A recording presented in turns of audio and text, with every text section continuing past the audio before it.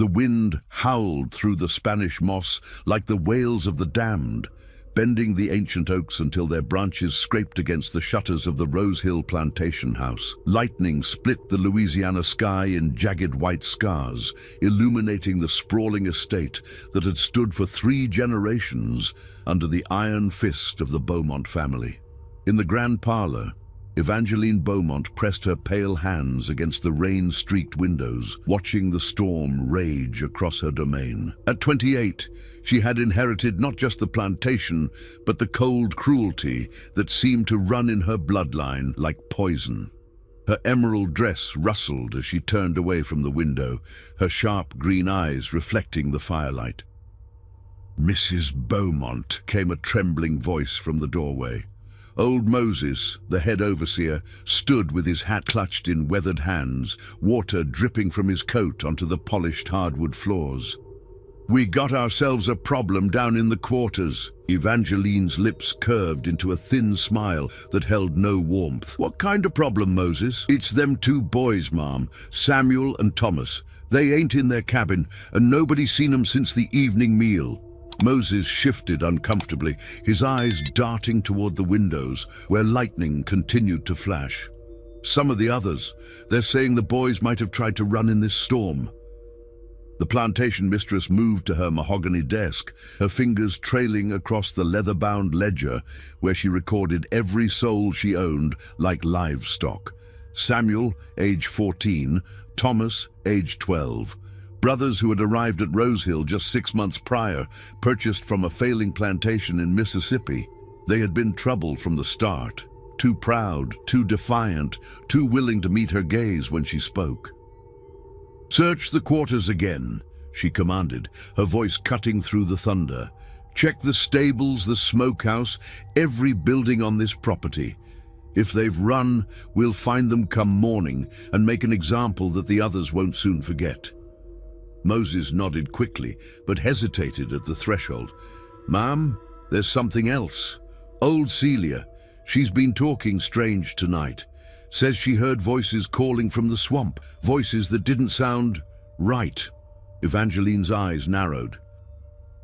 Celia was the oldest slave on the plantation, a woman who claimed to remember things from before the white man came to Louisiana.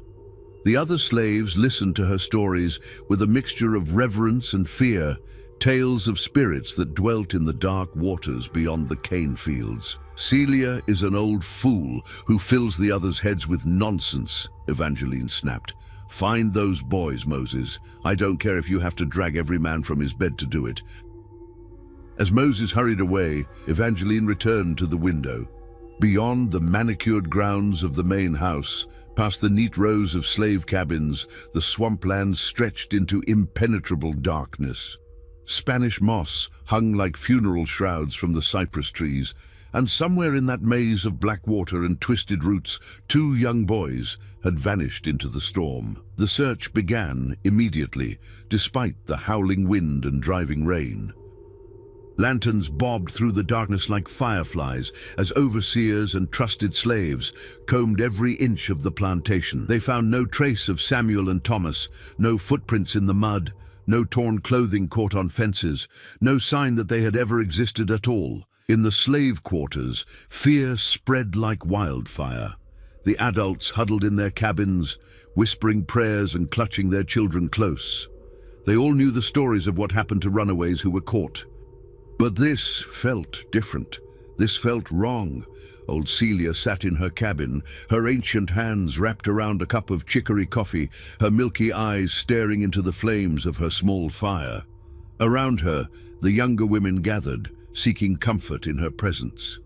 "They didn't run," she whispered, her voice barely audible above the storm. "No child runs into a swamp in weather like this. Something else took them, boys. Something that's been waiting in them dark waters for a long, long time." "What you mean, Celia?"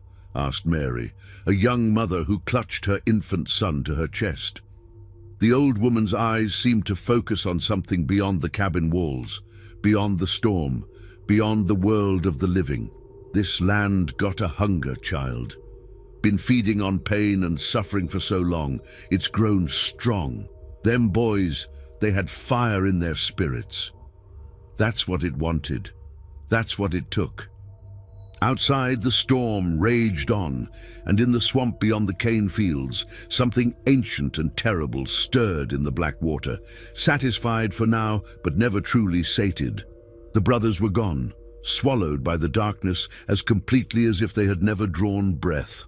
When morning came, Evangeline Beaumont stood on her veranda, surveying the storm damage with cold calculation. Broken branches littered the grounds, and several of the slave cabins had lost their roofs. But of Samuel and Thomas, there was no sign. "They ran," she announced to the assembled slaves, her voice carrying across the muddy yard. Like the cowards they were, they fled into the night rather than face honest work. Let this be a lesson to all of you. This is what happens to those who forget their place. But even as she spoke the words, Evangeline felt a chill that had nothing to do with the morning air. Deep in her heart, she knew the truth was far more terrible than simple escape. The swamp had claimed the boys, just as it had claimed others before them, and somewhere in its dark depths, their voices would join the chorus of the lost, waiting for the day when the land would finally demand payment for all the blood it had been fed. 3 months had passed since the storm that took Samuel and Thomas, and life at Rose Hill Plantation had settled into its familiar rhythm of cruelty and despair. The cotton was coming in well. The cane fields were thriving, and Evangeline Beaumont's ledgers showed a profit that would make her the envy of neighboring plantations. Yet beneath the surface prosperity, something had changed. The slaves worked with their heads down and their voices hushed. Where once there had been the low murmur of conversation during the brief rest periods, now there was only silence. Even the children seemed subdued, clinging to their mothers' skirts and casting fearful glances toward the swampland that bordered the eastern edge of the property. Old Celia had grown stranger since the night of the storm. She would stand at the edge of the quarters after dark, staring into the cypress trees with her clouded eyes, her lips moving in silent conversation with unseen presences. The other slaves gave her a wide berth during these episodes, crossing themselves and muttering prayers under their breath. It was on a humid evening in late June when the first of the new incidents occurred. Mary, the young mother who had sought comfort in Celia's cabin during the storm, was returning from the main house where she worked as a kitchen servant. The sun had set, and the familiar sounds of the swamp, the chorus of frogs and insects, had fallen unnaturally silent. As Mary hurried along the dirt path that led to the slave quarters, she heard it, a voice calling from the direction of the swamp. A young voice, high and clear, cutting through the thick air like a knife. "Mary! Mary! Help us!" She stopped dead in her tracks, her heart hammering against her ribs. The voice was familiar, achingly so. It sounded like Samuel, the older of the 2 missing brothers, but that was impossible. Samuel was gone, vanished into the storm 3 months ago. "Mary, we're lost. We can't find our way home." This time it was Thomas, his voice younger, more frightened. Mary's hands shook as she clutched her shawl tighter around her shoulders. Every instinct screamed at her to run, to flee to the safety of her cabin and bar the door behind her. But something else, something deeper and more primal, urged her to follow the voices. She took a step toward the swamp, then another. The voices grew clearer, more insistent. "Mary, please. It's so dark here. We're scared." Tears streamed down her face as she recognized the terror in those young voices. These were children, lost and frightened, calling for help. How could she turn away? How could she abandon them to whatever darkness had claimed them? She had taken perhaps a dozen steps into the marshy ground when old Celia's voice cut through the night like a whip crack. "Mary, you stop right there, child. Don't you take another step." Mary spun around to see the old woman hobbling toward her as fast as her ancient legs could carry her. Celia's face was a mask of terror and determination, her gnarled hands outstretched as if to physically pull Mary back from some invisible precipice. "But Celia, it's them. It's Samuel and Thomas. They're calling for help."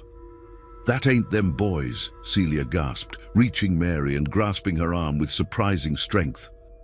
"That's something else wearing their voices like a mask, something that wants to add you to its collection." As if responding to Celia's words, the voices changed. The pleading tone remained, but underneath it, Mary could now hear something else. A wet, gurgling quality, as if the speakers were drowning even as they called out. The sound made her skin crawl, and she allowed Celia to pull her back toward the safety of the quarters. "What is it?" Mary whispered, her voice barely audible. "What's out there?"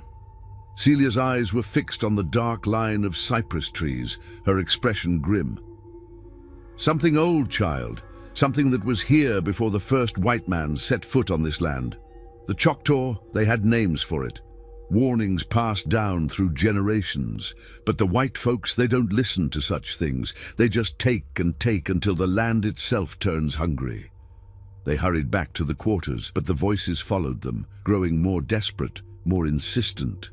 Other slaves emerged from their cabins, drawn by the commotion, and soon a small crowd had gathered around Celia and Mary. "You all hear that?" whispered Jacob, a field hand whose back bore the scars of countless whippings. "That's them missing boys, ain't it?" "No," Celia said firmly, her voice carrying the authority of her years and wisdom. "That's something pretending to be them boys, something that feeds on grief and guilt, and the love we carry for the lost." The voices continued throughout the night, sometimes pleading, sometimes crying, sometimes laughing with a sound like breaking glass. None of the slaves slept. And when morning came, they moved through their tasks like sleepwalkers, jumping at shadows and starting at every unexpected sound. Evangeline Beaumont noticed the change in her property immediately. The slaves were distracted, fearful, whispering among themselves when they thought she wasn't watching. Productivity was down, and there had been 3 minor accidents in the fields, things that happened when people weren't paying attention to their work. She summoned Moses to the main house, her patience wearing thin. "What's gotten into them?" she demanded, pacing before the fireplace in her study. "They're acting like spooked cattle." Moses shifted uncomfortably, his hat clutched in his hands. "Ma'am, they're saying they heard voices last night. Voices from the swamp calling out like they're missing boys." Evangeline's green eyes flashed with anger. "Superstitious nonsense. I won't have my property disrupted by ghost stories and foolishness. Double the work details for anyone caught spreading these tales. Fear makes them lazy, Moses. Fear makes them forget their place." But even as she spoke, Evangeline felt a chill run down her spine. She had heard something the night before, something that had pulled her from sleep and drawn her to her bedroom window. Voices, young and desperate, calling from the darkness beyond her manicured gardens. She had told herself it was just the wind, just her imagination, but deep in her heart, she knew better. The swamp was calling, and it was hungry for more than just 2 lost boys. That evening, as the sun set over Rose Hill Plantation, the voices began again. This time they were closer, more insistent, and they called not just to Mary but to others. Mothers who had lost children, fathers who had watched their sons sold away, anyone whose heart carried the weight of loss and love. And in the depths of the swamp, something ancient and patient smiled with too many teeth, knowing that its collection was about to grow. By the autumn of 1833, the situation at Rose Hill Plantation had deteriorated beyond Evangeline Beaumont's ability to ignore.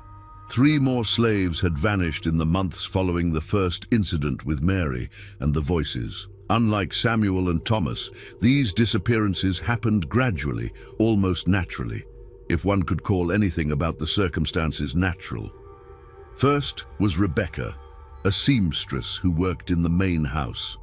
She had been found one morning standing at the edge of the swamp, her eyes vacant and unseeing, mumbling about her daughter who had been sold to a plantation in Alabama years before.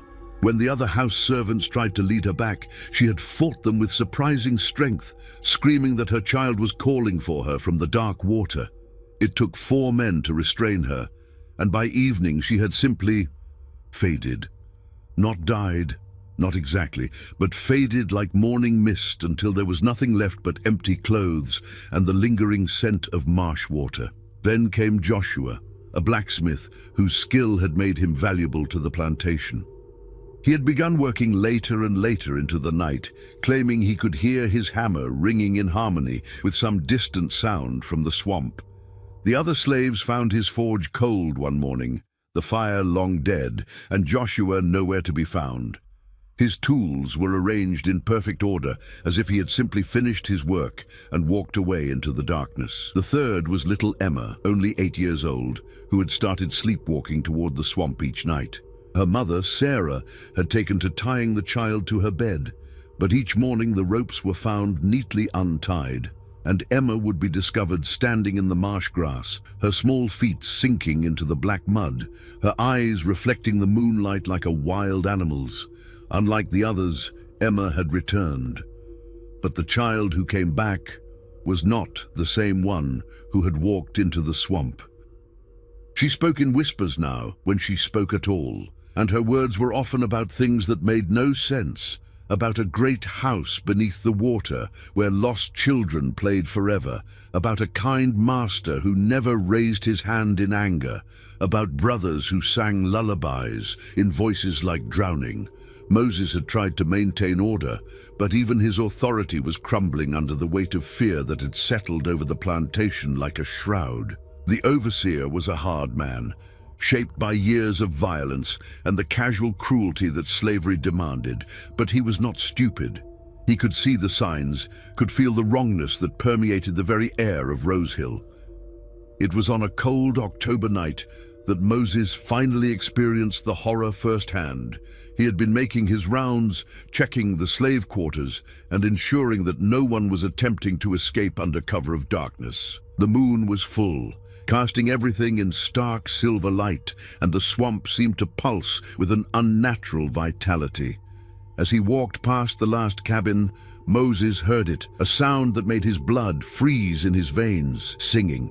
Children's voices raised in harmony, drifting across the still air from the direction of the marsh. The melody was hauntingly beautiful, a spiritual he recognized from the slaves' Sunday gatherings, but there was something wrong with it. The voices were too clear, too perfect, and underneath the sweet harmony was something else, a wet, bubbling quality that spoke of mouths filled with dark water. Moses found himself walking toward the sound, his feet moving of their own accord. The rational part of his mind screamed warnings, but the song was so beautiful, so achingly sad, that he couldn't resist its pull. He thought of his own children, sold away when he was just a young man, and wondered if their voices might be among the chorus calling from the darkness. He was halfway to the swamp when a hand grabbed his shoulder with iron strength. Moses spun around to find old Celia standing behind him, her ancient face twisted with effort and determination. "Mr. Moses," she said, her voice cutting through the supernatural song like a blade, "you need to turn around right now and walk away. Don't listen to them voices. They ain't singing for you. They're singing for your soul." The overseer blinked, suddenly aware of where he was and what he had been doing. The cold night air hit him like a slap, and he realized he was standing in marsh water up to his ankles, his boots sinking into the soft mud. How had he gotten so far from the quarters? How long had he been walking? What is this place?" he stammered, allowing Celia to guide him back towards solid ground. "What's happening here?" Celia's eyes were sad but unsurprised. "This land is sick, Mr. Moses. Sick with all the pain and suffering it's soaked up over the years. All them tears, all that blood, all them broken hearts. It's turned the very earth into something hungry. Something that feeds on sorrow and loss." Moses looked back toward the swamp, where the singing continued, beautiful and terrible. "Those voices, are they really? Some of them maybe. The boys who went missing, the others who've been taken. But it ain't really them anymore. It's something wearing their shapes, using their voices to call more souls into the darkness." Celia's grip on his arm tightened. "You got to help me, Mr. Moses. You got to help me protect what's left of our people." The overseer stared at the old woman, seeing her clearly for perhaps the first time.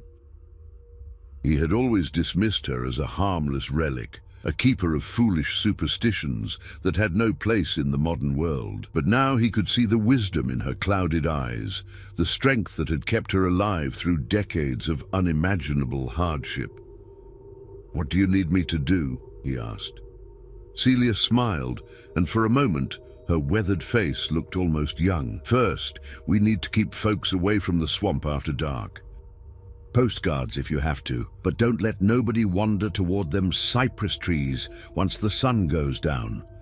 Second, we need to find a way to break the hold this thing has on the land, and for that—" She paused, looking toward the main house where lamplight flickered in the windows. "For that, we might need to tell Mrs. Beaumont the truth about what's been happening here." Moses felt a chill that had nothing to do with the October air. Evangeline Beaumont was not a woman who tolerated challenges to her authority or explanations that didn't fit her rigid view of the world. Telling her about supernatural forces at work on her plantation would be like signing their own death warrants. But as the singing from the swamp grew louder and more insistent, Moses realized they might not have a choice. Whatever was lurking in the dark water was growing stronger, more bold. Soon it wouldn't be content with taking just the slaves. Soon it would come for everyone at Rose Hill Plantation, and when that day came, they would need all the help they could get, even if it meant trusting their lives to a woman who saw them as nothing more than property to be bought and sold. The singing continued through the night, and by morning, 2 more slaves had vanished without a trace. The collection in the swamp was growing, and its hunger showed no signs of being satisfied. The November morning, when Evangeline Beaumont finally confronted the truth about her plantation, dawned grey and cold, with a mist rising from the swamp that seemed to carry whispers on the wind. She stood in her study, staring at the ledger that recorded her human property, her green eyes scanning the growing list of the missing and lost. 7 slaves gone in as many months.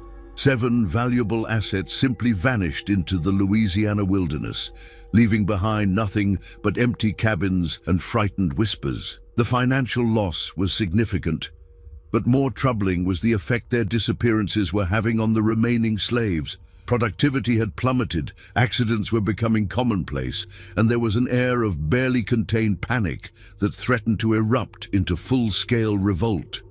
A sharp knock at the study door interrupted her brooding. "Enter," she called, not looking up from her ledger.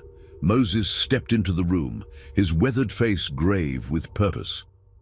Behind him, to Evangeline's surprise, stood old Celia.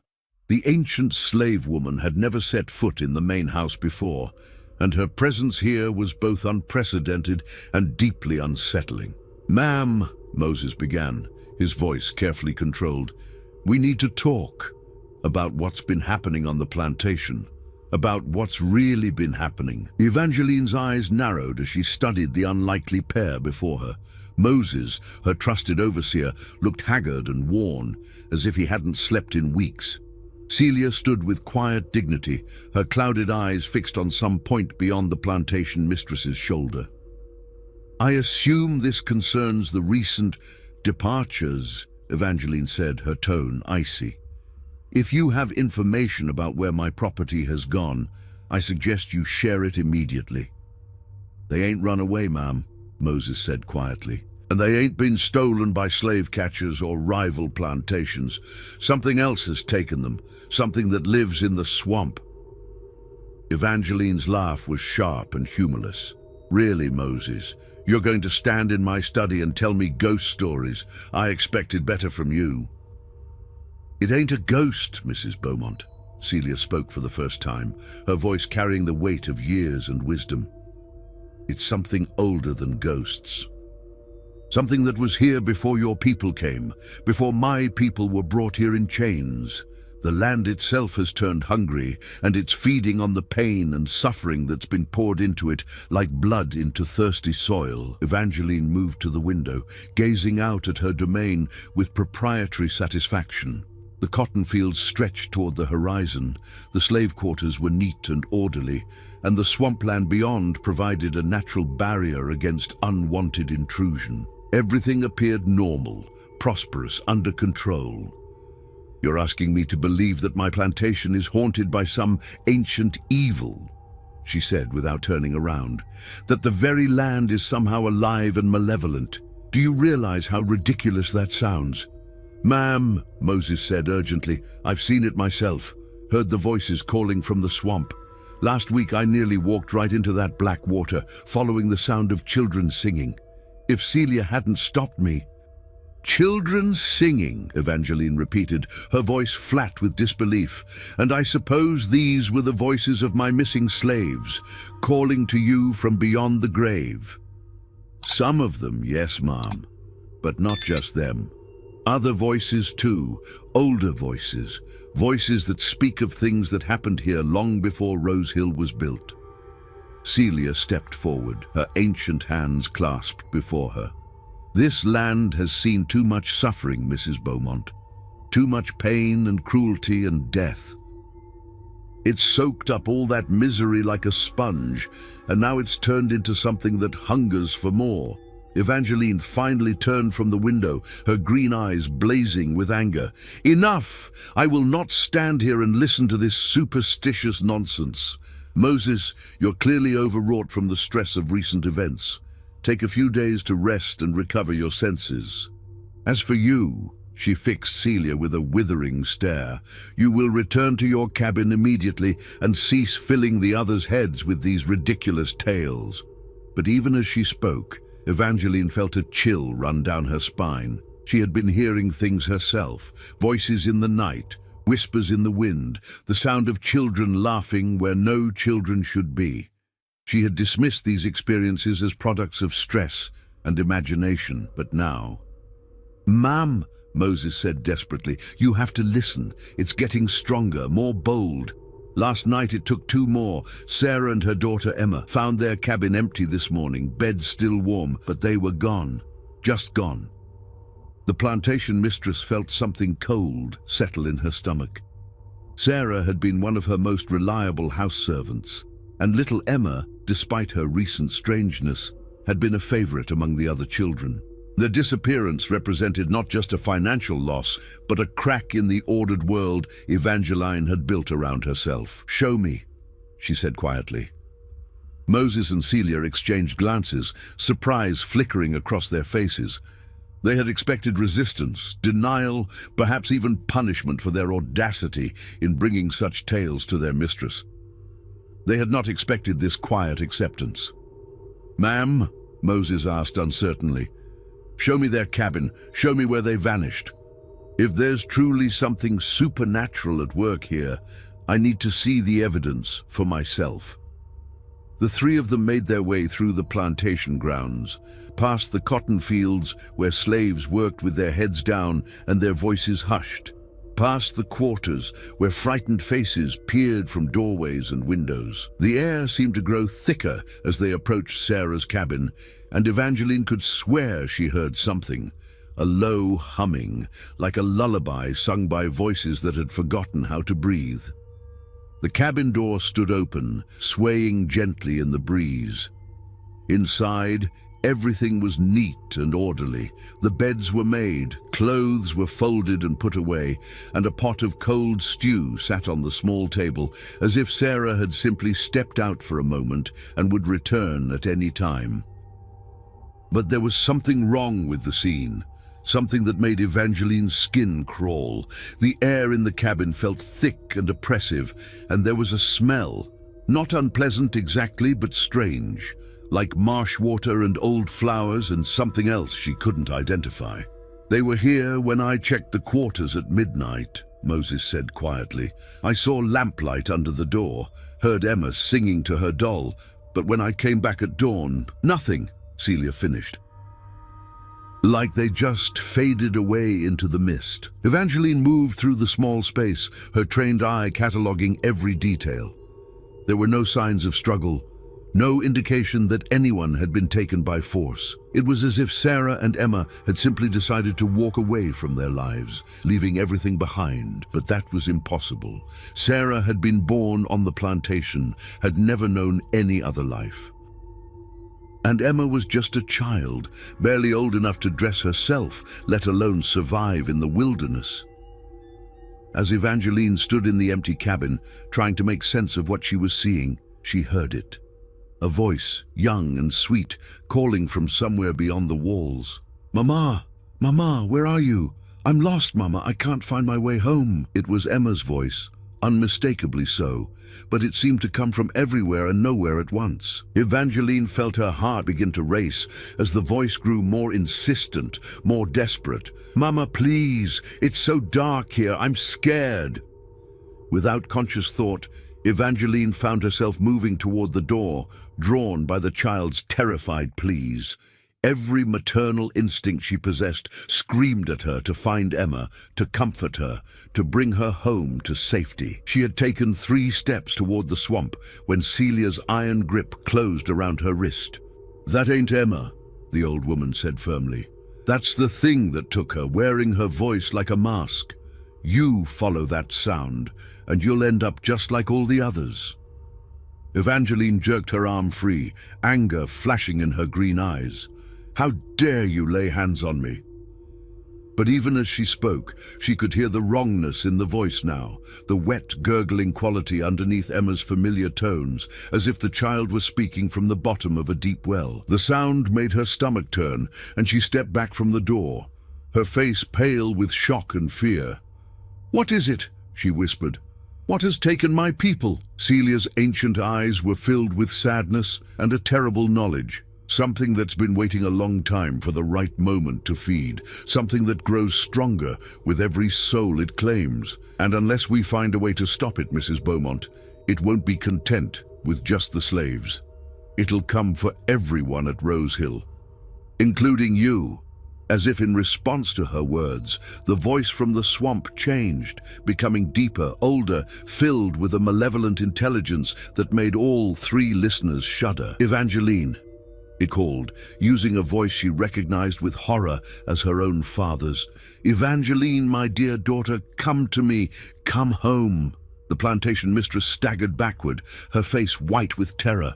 Her father had been dead for 5 years, buried in the family cemetery behind the main house. But the voice was his, unmistakably so, filled with the same warmth and love she remembered from her childhood. "It knows," she breathed. "It knows everything about us." Celia nodded grimly. "It's been watching, learning, growing stronger.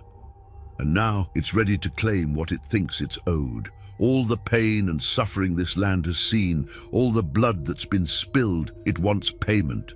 And it won't stop until it gets it." The voice of Evangeline's father continued to call from the swamp, joined now by others. Her mother, her grandmother, voices from her past that should have been silenced by death. The sound was beautiful and terrible, filled with love and longing and an hunger that could never be satisfied.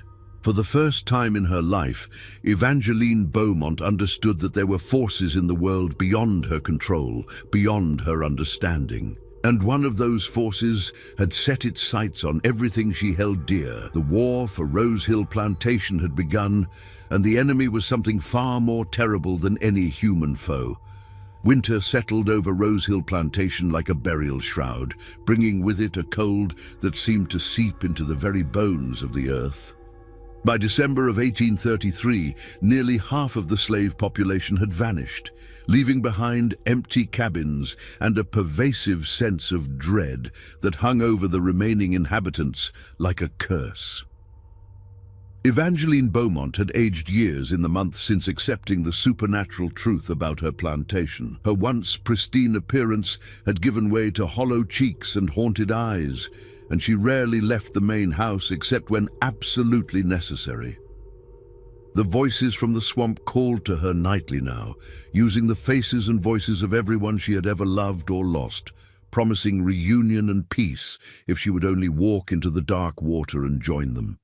The remaining slaves huddled together in the quarters, too terrified to work effectively and too afraid to attempt escape. They knew that the roads leading away from Rosehill were watched by things that wore familiar faces, but possessed alien hungers. 3 slaves who had tried to flee in November had been found the next morning, standing at the edge of the swamp with vacant eyes and mouths full of black water, speaking in voices that belonged to the missing. Moses had become Evangeline's unlikely ally in the fight against the supernatural force that threatened to consume them all. The overseer's practical nature had been shattered by his encounters with the entity, but his determination to protect what remained of the plantation's population had only grown stronger. He worked closely with old Celia, whose knowledge of the old ways and ancient protections had become their only hope for survival. It was Celia who had suggested the barriers, lines of salt and iron filings mixed with graveyard dirt, placed around the slave quarters and the main house to create a protective boundary. The old woman had also taught them the power of certain prayers and songs, spiritual defenses that seemed to weaken the entity's influence, at least temporarily. But they all knew these were stopgap measures. The thing in the swamp was growing stronger with each soul, it claimed, and their defenses were becoming less effective with each passing night. Soon, the barriers would fail entirely, and then nothing would stand between the entity and its final harvest. On a particularly bitter night in late December, as snow fell in rare Louisiana flakes that melted before touching the ground, Evangeline found herself in her study with Moses and Celia, poring over old documents and maps that might hold some clue to their salvation. "There has to be something," Evangeline muttered, her fingers tracing the faded lines of a survey map from 1798. "Some weakness? Some way to fight back? This thing can't be invincible." Celia looked up from the collection of slave narratives and folklore she had been studying. "It ain't invincible, Mrs. Beaumont, but it's old and it's patient, and it's been feeding on this land for a long time.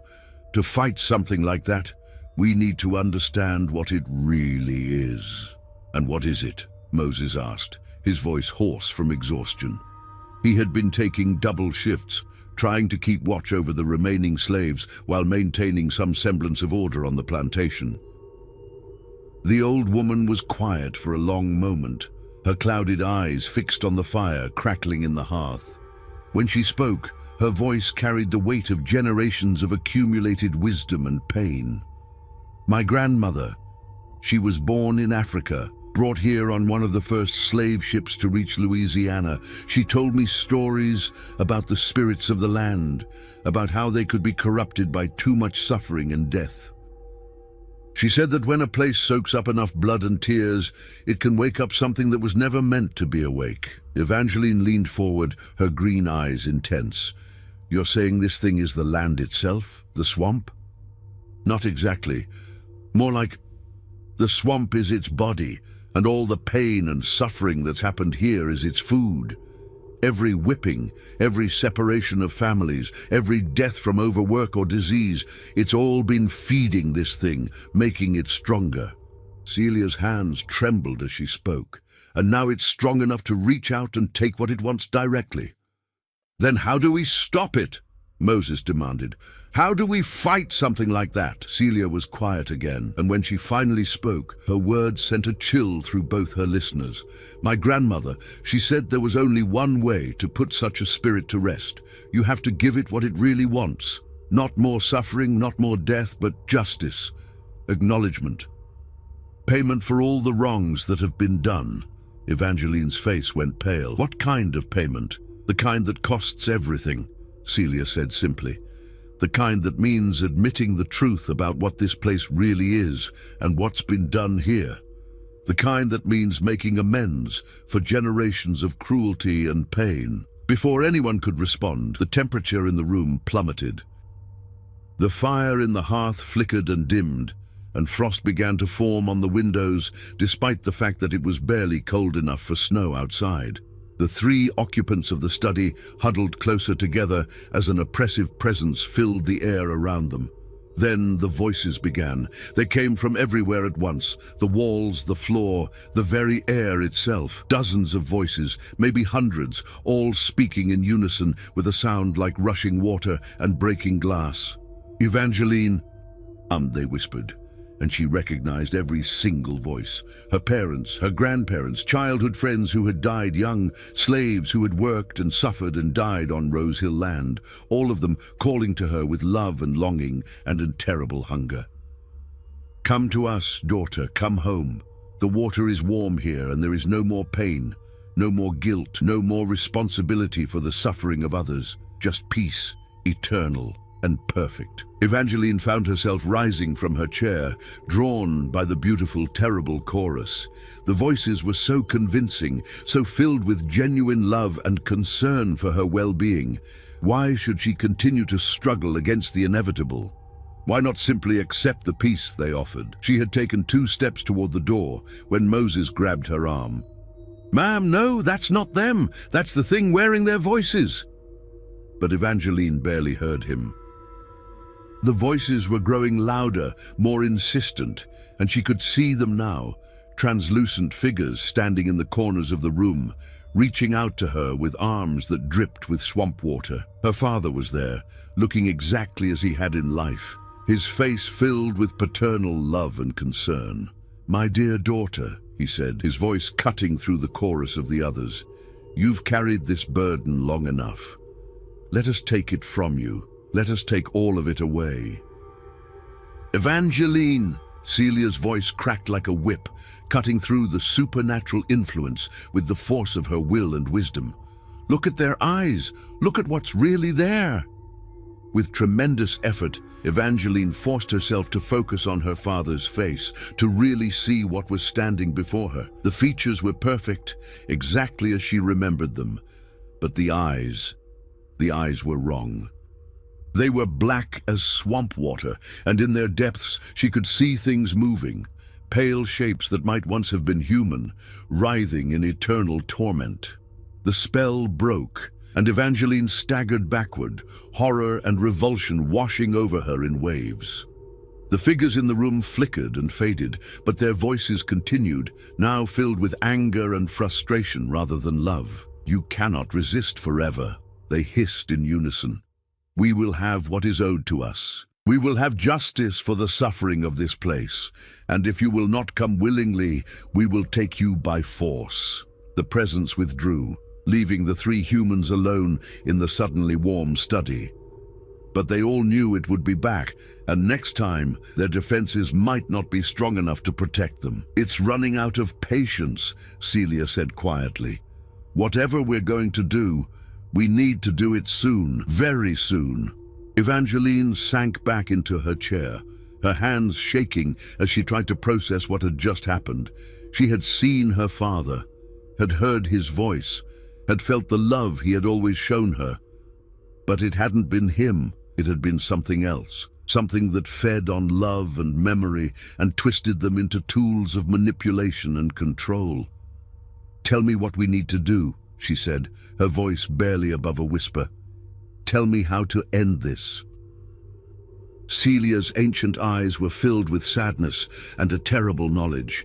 "First, we need to gather everyone who's left, every slave, every overseer, everyone who calls Rose Hill home.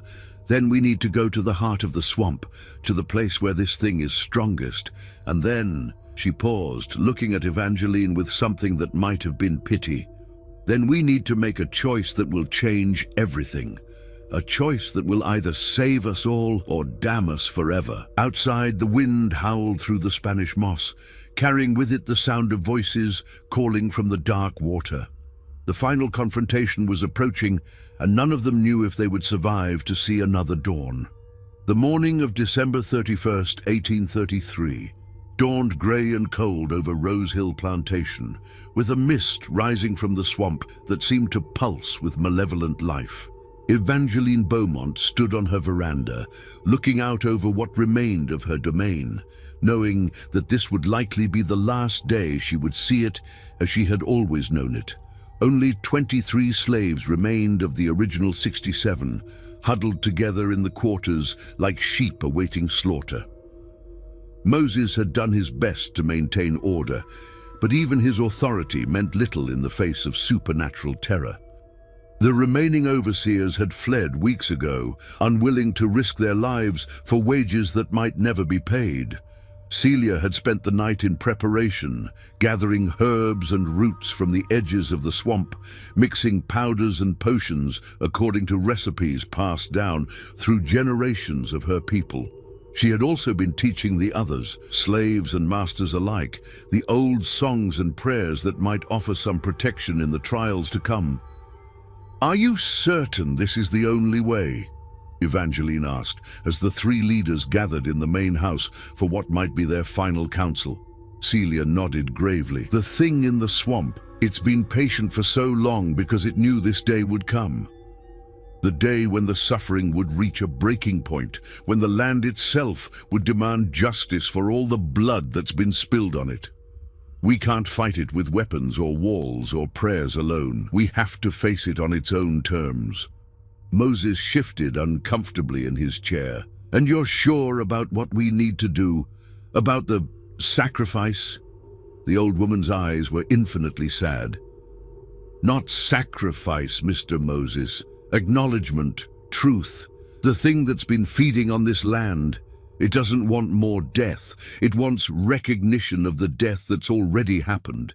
It wants someone to stand up and say that what was done here was wrong, that the suffering was real, that the people who died mattered." Evangeline felt a chill that had nothing to do with the December air. "And if I do that, if I acknowledge the wrongs that have been done here, what then?" "Then the land will judge whether your acknowledgement is genuine," Celia said simply. "Whether you truly understand the weight of what you're saying, and if it finds you wanting." She didn't need to finish the sentence. They all knew what would happen if Evangeline's confession was deemed insufficient. The entity would claim not just her life, but the lives of everyone who remained at Rose Hill. As the sun reached its zenith, the small group of survivors gathered in the main yard of the plantation. 23 slaves, 1 overseer, and 1 plantation mistress, united by desperation and the slim hope that they might somehow survive the day. The air was thick with tension and fear, and everyone could feel the presence watching them from the dark water beyond the cane fields. Celia had marked out a path with salt and iron filings, a protective corridor that would lead them safely to the heart of the swamp. But once they reached their destination, the protections would end, and they would be at the mercy of the entity that had been stalking them for months. "Remember," Celia addressed the group, her voice carrying clearly across the yard. "Stay together. Don't listen to the voices, no matter how familiar they sound. Don't look at the shapes in the water, no matter how much they look like people you've lost. And whatever happens, don't let fear make you run. Running will only make it worse." They began their march toward the swamp, following the salt-marked path through the abandoned cane fields. The silence was oppressive, broken only by the sound of their footsteps and the distant splash of something large moving through the dark water ahead. As they drew closer to the swamp, the air grew thicker and more oppressive. Spanish moss hung from the cypress trees like funeral shrouds, and the water between the roots was black as ink, reflecting nothing of the grey sky above. Strange lights flickered in the depths, and shapes moved just beneath the surface, shapes that might once have been human, but were now something else entirely. The voices began when they were still 50 yards from the water's edge. Soft at first, barely audible above the sound of their own breathing, but growing stronger with each step they took. The missing slaves called out to their former companions, pleading for help, begging to be rescued from the darkness that had claimed them. Parents called to children, children to parents, lovers to their lost beloveds. Several of the slaves began to weep, recognizing the voices of family members who had vanished in the preceding months. One young man broke from the group, running toward the water, where his brother's voice called to him with desperate urgency. Moses tackled him before he could reach the swamp's edge, holding him down as he struggled and screamed. "That ain't your brother!" Moses shouted over the young man's cries. "That's the thing that took him!"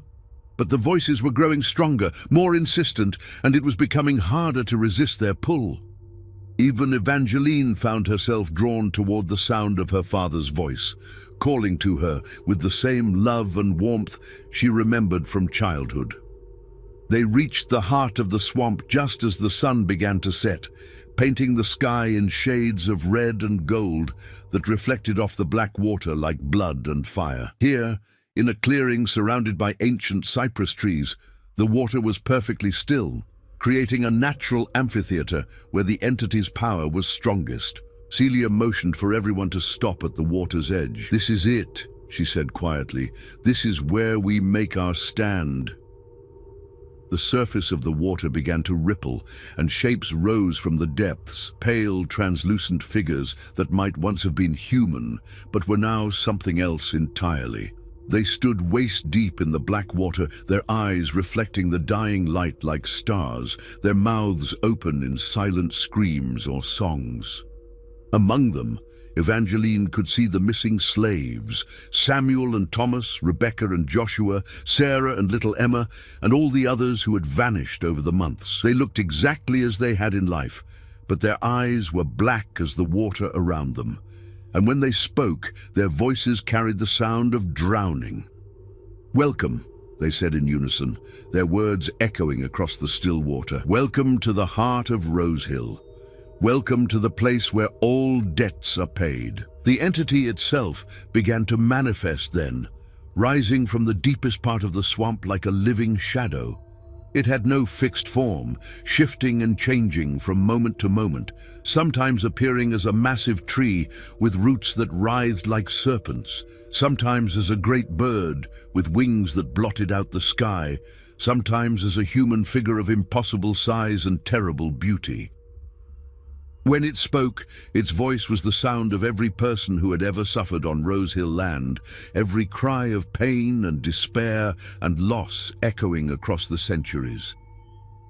"Evangeline Beaumont," it said, and the sound of her name on its lips made her blood freeze. "Daughter of slavers, inheritor of cruelty, keeper of chains, you have come at last to face the reckoning that has been waiting for you since the day you were born." Evangeline stepped forward, her legs trembling, but her voice steady. "I have come to acknowledge the wrongs that have been done here, to speak the truth about this place and the suffering it has caused." The entity's laughter was like the sound of breaking glass and rushing water. "Words," it hissed.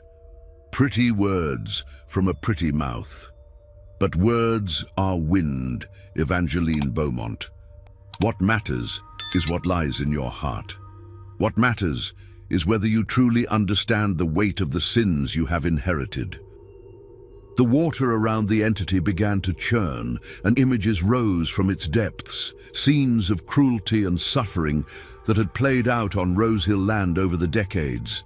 Slaves being whipped until their backs were raw and bleeding, families torn apart as children were sold away from their parents, men and women worked to death in the fields, their bodies buried in unmarked graves. "This is your legacy," the entity said, its voice growing stronger with each image. "This is what your wealth was built on. This is what your comfort cost. Do you acknowledge it? Do you accept responsibility for it? Do you understand that every luxury you have enjoyed was paid for with blood and tears?" Evangeline watched the images with growing horror, seeing her plantation's history laid bare in all its terrible detail. She had always known, on some level, that slavery was cruel and unjust. But she had never truly confronted the reality of what that meant, had never forced herself to see the human cost of her privileged life. I acknowledge it," she whispered, her voice barely audible above the sound of the churning water. "I acknowledge the suffering that has happened here. I acknowledge that it was wrong." "Not enough!" the entity roared, its form growing larger and more terrible. "Acknowledgement without understanding is meaningless. Confession without repentance is just another lie. Show me that you truly comprehend what you have done. Show me that you feel the weight of every life that has been destroyed for your comfort." The water exploded upward, and suddenly Evangeline was no longer standing on the shore, but drowning in the black depths of the swamp. But this was not ordinary water. This was liquid suffering, liquid pain, the concentrated essence of every moment of agony that had ever been experienced on Rosehill land. She felt it all. Every lash of the whip, every cry of a mother separated from her child, every gasp of a man dying from exhaustion in the fields. The pain was overwhelming, crushing, threatening to drive her mad with its intensity.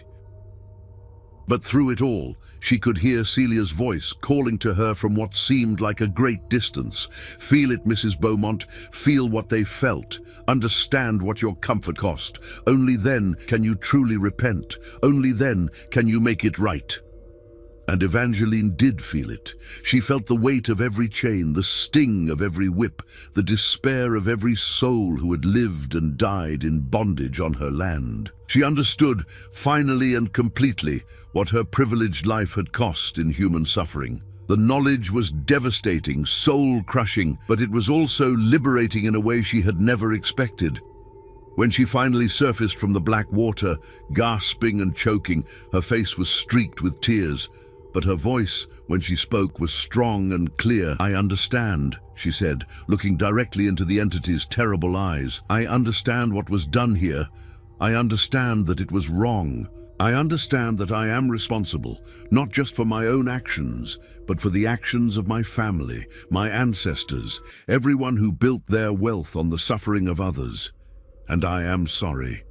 I am truly, deeply sorry." The entity studied her for a long moment, its form shifting and changing as it weighed her words against the truth in her heart. Finally, it spoke, and its voice was softer now, less filled with rage and more with a terrible sadness. "Your sorrow is genuine," it said.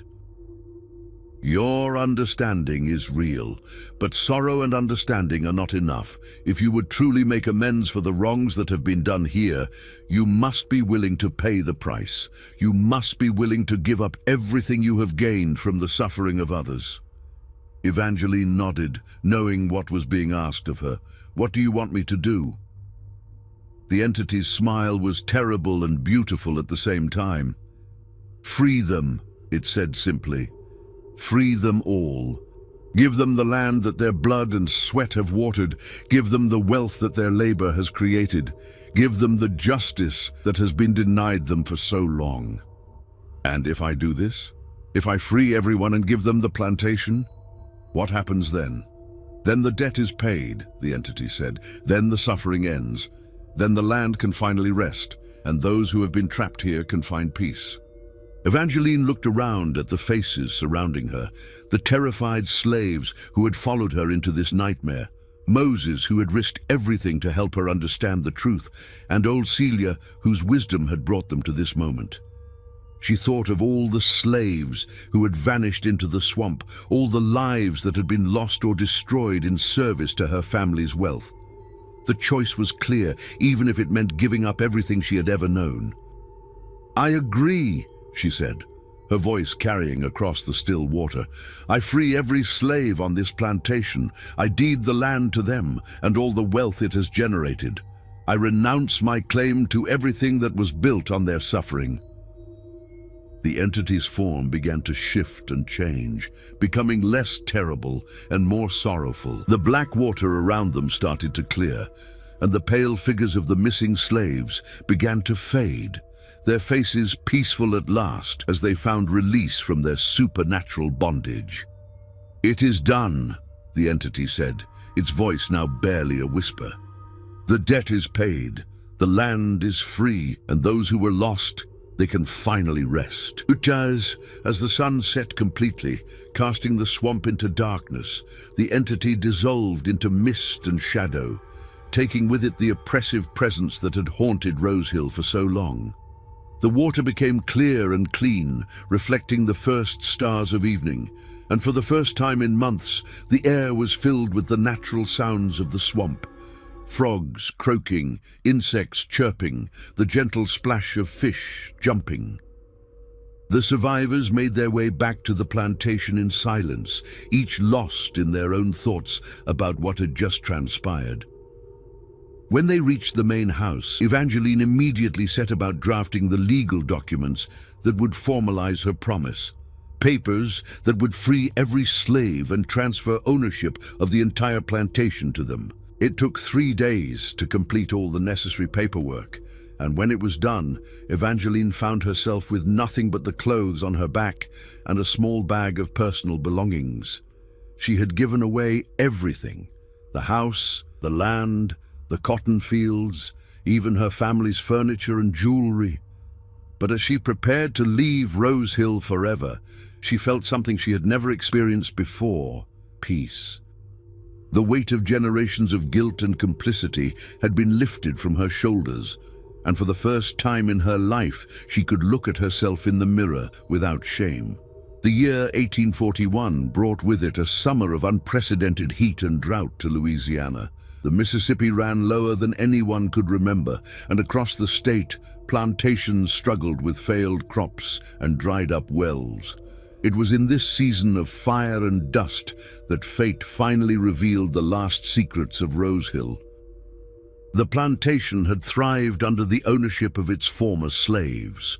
Led by old Celia's wisdom and Moses's practical knowledge, they had transformed the property into a cooperative farm where families worked together and shared in the profits of their labor.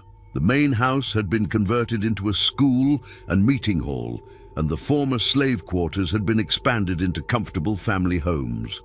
Evangeline Beaumont had never returned to Louisiana. Some said she had gone north to Boston, where she worked with abolitionists to help other slaves find freedom. Others claimed she had traveled to Europe, using what little money she had saved to start a new life, far from the memories of her past. But those who had been present that night in the swamp knew the truth. She had found peace at last, and that was enough. The fire started on a scorching August afternoon, when the temperature reached 105 degrees and the air shimmered with heat waves that made the horizon dance like water. A lightning strike, they said later, though no one had seen any clouds in the merciless blue sky. It began in the far corner of what had once been the cotton fields, now planted with vegetables and corn for the community's use. The flames spread with unnatural speed, consuming the dry grass and brush with a hunger that seemed almost alive. The residents of Rose Hill fought the blaze with everything they had: bucket brigades from the well, wet blankets to beat down the flames, fire breaks hastily dug with whatever tools they could find. But the fire seemed to have a will of its own, racing across the landscape with purpose and direction. It was young Marcus, Samuel and Thomas's cousin, who had been born free on the transformed plantation, who first noticed that the fire was following a pattern. As he watched from the roof of the main house, helping to spot new outbreaks, he realized that the flames were tracing the outline of something buried beneath the earth. "Mama Celia!" he called down to the old woman, who at nearly 90 was still the spiritual leader of the community. "The fire, it's making a shape, like it's following something underground." Celia, her hair now completely white but her mind still sharp as a razor, climbed slowly up to join him on the roof. What she saw made her gasp and clutch her chest. The fire was indeed following a pattern, burning in straight lines and perfect curves that formed a shape she recognized from the old stories her grandmother had told her. "Sweet Jesus," she whispered. "It's a burial ground. A mass grave."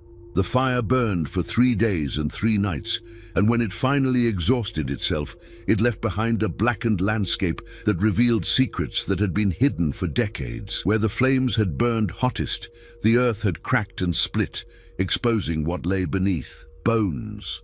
Hundreds of them, maybe thousands, arranged in neat rows that spoke of systematic disposal rather than natural death. Men, women and children all buried without ceremony or marker, their remains speaking silent testimony to the true cost of Rose Hill's prosperity. But it was what they found at the center of the burial ground that truly shocked the community. 2 small skeletons lying side by side, their bones still bearing the iron shackles that had bound them in life. Around their necks were crude metal tags bearing the names Samuel and Thomas, and the year 1833. The brothers had never escaped into the swamp. They had never been taken by any supernatural entity. They had been murdered, killed by someone who wanted their disappearance to look like an escape attempt, and buried in the secret graveyard where Rosehill disposed of its inconvenient dead. As the community gathered around the exposed burial ground, old Celia knelt beside the small skeletons and wept for the first time in decades. She had been wrong about so many things. The voices in the swamp, the supernatural entity, the ancient evil. It had all been real, but not in the way she had understood. The land was crying out, she said to the assembled crowd, her voice thick with emotion. All these souls, buried without proper rites, without acknowledgement, without justice. The earth itself was trying to tell us what happened here. The voices we heard, the things we saw, they were the spirits of the murdered trying to make us understand. Marcus, now a young man of 25, who served as one of the community's leaders, knelt beside her. But what about that night in the swamp? What about the entity that Evangeline faced?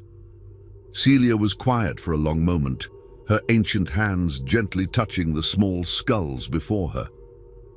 The entity was real, child, but it wasn't some ancient evil or corrupted spirit. It was justice itself, taking the form that our guilt and fear expected to see. The land was demanding acknowledgement of what had been done here, payment for all the blood that had been spilled. And when Evangeline finally understood and accepted responsibility, when she made restitution for the wrongs that had been committed, the debt was paid. Over the following weeks, the community worked to properly inter the remains they had found. Each skeleton was carefully excavated, examined, and then buried again with full ceremony and respect. Markers were placed for every grave, and a memorial garden was planted where the mass burial ground had been discovered. The investigation that followed revealed the full scope of Rosehill's dark history. Hidden records found in the main house documented decades of systematic murder, torture, and disposal of slaves who had become inconvenient or troublesome. The Beaumont family had maintained their profitable operation not just through the labor of their slaves, but through the elimination of anyone who might threaten their control.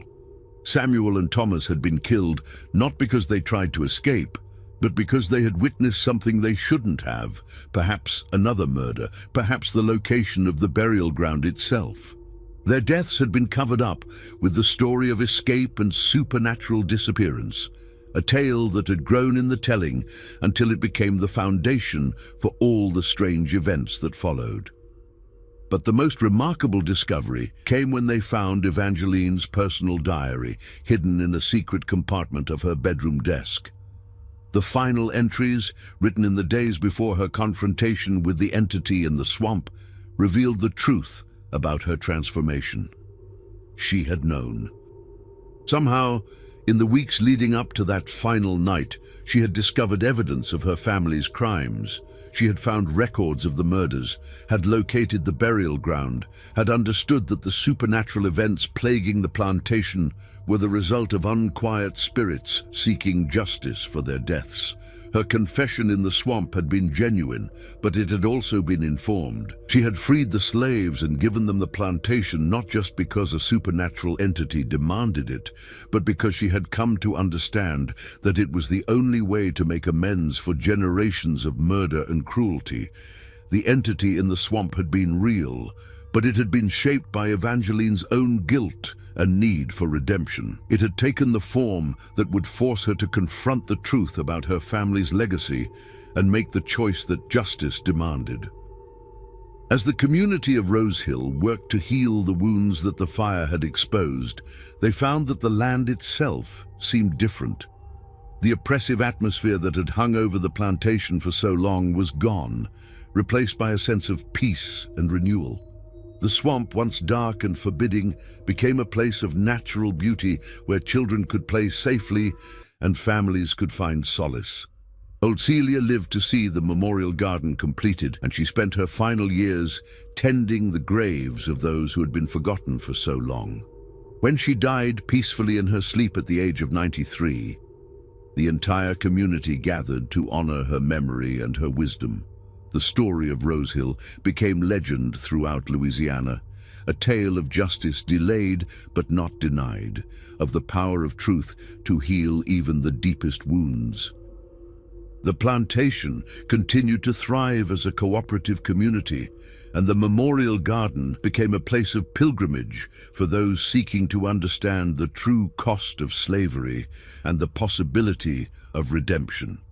And sometimes on quiet evenings, when the mist rose from the swamp and the Spanish moss swayed in the breeze, visitors to the memorial garden reported hearing voices on the wind, not the desperate cries of the tormented, but the peaceful songs of souls finally at rest, their stories told at last, their suffering acknowledged, their deaths given meaning through the truth that had finally set them free. The fire had revealed more than just bones and secrets. It had revealed the power of acknowledgement, the necessity of truth, and the possibility that even the greatest wrongs could be made right when those responsible were willing to face the full weight of their actions and make genuine amends. Rosehill Plantation stood as proof that justice, though sometimes delayed, would always find a way to emerge from the darkness and into the light.